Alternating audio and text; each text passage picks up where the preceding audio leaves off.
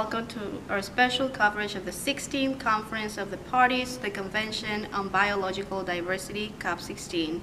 This event, held in Cali, Colombia, is monumental in Latin America and the world, as it forges a new path in environmental conservation and elevates indigenous voices in its global fight. Despite a brief suspension on November 2nd, COP16 achieved a significant agreement to promote the collaboration of indigenous and local communities in biodiversity protection. Tonight, we'll delve into the commitments made and how they support the ambitious goal of making peace with nature. Our dedicated on-site reporter, Karen, will provide more details on this important gathering. Here in Colombia, in the Biodiversity Summit called COP16, where they plan to talk about important commitments that they plan to take back about nature, climate, biodiversity, and health, as well as ecologically or biologically significant marine areas, since this is where climate change is affecting it most. One thing that they plan on doing differently compared to other conferences is acknowledge indigenous communities and involve them in this effort. By doing this, they will start a program where they will set out specific tasks to ensure meaningful contributions of indigenous peoples and local communities by 1, conserving biological diversity, 2, sustainable use of biological diversity, and 3, fair and equitable sharing of the benefits, where they will be using the knowledge of indigenous people to help the global agenda, since indigenous people know the area best since they live there. And this is a very important issue for indigenous communities, since many communities live in biodiverse areas and depend on it. Climate change is affecting their homes due to deforestation of the Amazon, and is making them evacuate and seek refuge, where they will no longer have a home. And then here we will be seeing the conference live. Damien, thank you for being with us. Could you share more about how environmental issues like deforestation and climate change impact indigenous communities in the Amazon? Certainly, Mayra. Indigenous communities are on the front lines of these environmental threats, as the Amazon is their home. Deforestation, mainly from illegal logging and large-scale agriculture, severely impacts not only their livelihood, but also the planet's biodiversity. This forest destruction displaces communities and damages ecosystems essential for Earth's health. And why was it so important for COP16 to prioritize indigenous voices? This was a landmark decision. Indigenous people have a deep understanding of sustainable practices that are crucial for biodiversity and conservation. Recognizing and including their knowledge marks a milestone in environmental policy and amplifies voices that have historically been ignored in such critical discussions. What role would these communities play in COP16's biodiversity initiatives? They will be pivotal.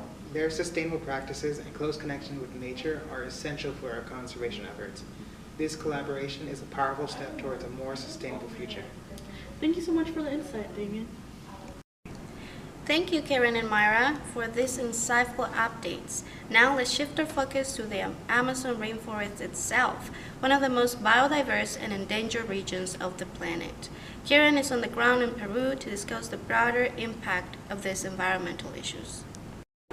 Hi there, Karen back here in Peru, here in the Amazon rainforest, here to talk about how climate change has affected here in the Amazons. 20% of the Amazon rainforest is destroyed.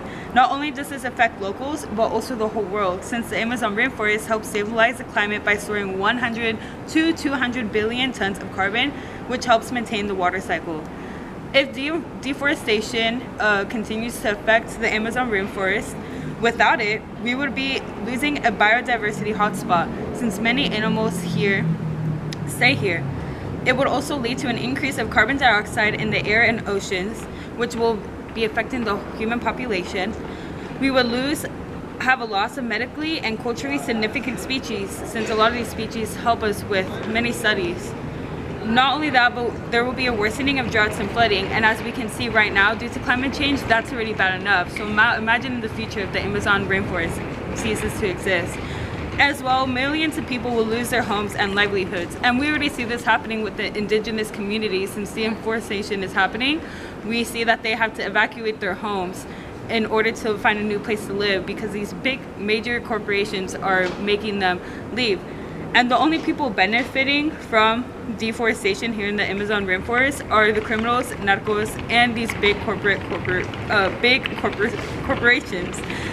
as well as the wealthy, since due to deforestation, there's more land that they're able to take, and it's going to increase their own wealthy status. Not only that, but criminals and narcos are using this deforestation tactic to build roads to be able to drive out their organizations. So deforestation exists, climate change exists, let's make a change. Now, let's hear from voices that offer a different perspective on the Amazon rainforest. We'll talk to those who see economic opportunity in deforestation and examine the reasons behind their actions. Hi, today we're here with Brian Sykes. Would you like to introduce yourself? Sure. My name is Brian Sykes. I am the CEO of the Cargill Corporation, one of the leading providers for food and agricultural products across the world. Cargill's the largest producer of soybeans, a product which many have said is one of the leading causes to 20% deforestation of the Amazon rainforest. Cargill has also been found to grow soybeans on deforested lands. How do you address this, and is there a plan to change your business practices? We at Cargill remain firmly committed to ending deforestation on our supply chains and are working to find solutions that balance agricultural production with the need to protect forests. In response, we have put forth a plan which will allow Cargill and its suppliers to be deforestation and conversion-free by 2030. What do you say to the people who argue that through deforestation you have hurt indigenous communities and contributed to climate change? Cargill is committed to protecting the human rights of workers, indigenous people, and local communities in our supply chains. We employ over 160,000 people across the world, many of whom are indigenous, many of whom would not have a job without us.